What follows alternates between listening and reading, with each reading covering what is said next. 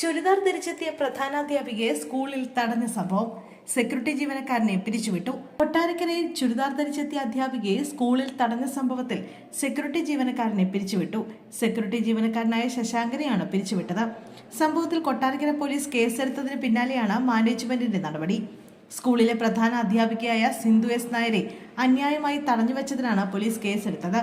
പരാതിക്കാരിയെ അകത്തേക്ക് പ്രവേശിക്കാൻ കഴിയാത്ത വിധം സ്കൂൾ കോമ്പൗണ്ടിന്റെ ഗേറ്റിന് സമീപം അന്യായമായി തടഞ്ഞുവെച്ചെന്നും ഇത് സ്കൂൾ കുട്ടികളുടെയും അധ്യാപകരുടെയും മുന്നിൽ പരാതിക്കാരുടെ അന്തസ്സിന് ഹാനി വരുത്തിയതായും എഫ്ഐആറിൽ പറയുന്നുണ്ട്. സംഭവത്തിൽ വിദ്യാഭ്യാസ വകുപ്പ് വിശദീകരണം തേടിയിരുന്നു. ഇന്നലെ രാവിലെ 9 മണിക്കായിരുന്നു കേസിന് ആസ്പദമായ സംഭവം.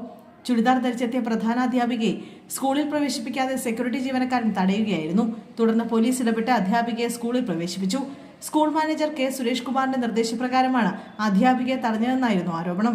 എന്നാൽ അധ്യാപികയെ തടഞ്ഞിട്ടില്ല എന്നായിരുന്നു സ്കൂൾ മാനേജറുടെ വിശദീകരണം. വിദ്യാഭ്യാസ വകുപ്പിന്റെ നിയമമനുസരിച്ച് അധ്യാപികമാർ ചുരിദാർ ധരിക്കുന്നതിന് വിലക്കില്ല. ഈ സാഹചര്യം നിലനിൽക്കെയാണ് അധ്യാപികയെ തടഞ്ഞത്. പിന്നാലെ സ്കൂൾ ഗേറ്റിന് മുന്നിൽ ഇവർ കുത്തിയിരുന്ന് പ്രതിഷേധിച്ചു. ചുരിദാർ ധരിച്ച് വരരുതെന്ന് മുമ്പും മാനേജർ പറഞ്ഞിട്ടുണ്ടെന്ന് സിന്ധു പറഞ്ഞു. 9 മണിക്ക് മുമ്പ് ഓഫീസിൽ എത്തിയില്ലെങ്കിൽ വാതിൽ തുറക്കരുതെന്ന് മാനേജർ ഓഫീസ് അസിസ്റ്റന്റുമാർക്ക് നിർദ്ദേശം നൽകിയിട്ടുണ്ടെന്നും സ്കൂളിന്റെ ആവശ്യത്തിന് പുറത്തു പോകുന്നതും ലീവ് എടുക്കുന്നതും സഹിതം മാനേജറുടെ അനുമതി തേടണമെന്നാണ് നിർദ്ദേശിച്ചിരിക്കുന്നതെന്നും സിന്ധു ആരോപിച്ചിരുന്നു. മറ്റ് അധ്യാപികമാരോടും ചുരിദാർ ധരിച്ച് വരരുതെന്നാണ് മാനേജറുടെ നിർദ്ദേശം. തന്റെ സ്കൂളിൽ ചുരിദാർ ധരിച്ച് കയറരുതെന്നാണ് മാനേജറുടെ നിലപാട്. ഇയാൾ സ്ഥിരം ബുദ്ധിമുട്ട് സൃഷ്ടിക്കുന്നുണ്ടെന്നും അധ്യാപിക ആരോപിച്ചിരുന്നു. ഉച്ചഭക്ഷണത്തിന് വേണ്ടുന്ന മുട്ടയുമായി ഓട്ടോയിൽ വന്നപ്പോഴാണ് തടഞ്ഞതെന്നും മറ്റ് അധ്യാപകർക്കെല്ലാം മാനേജരെ ഭയമാണെന്നും ഇനിയും താൻ ചുരിദാർ ധരിച്ച് സ്കൂളിലെത്തുമെന്നും അധ്യാപിക പറഞ്ഞിരുന്നു.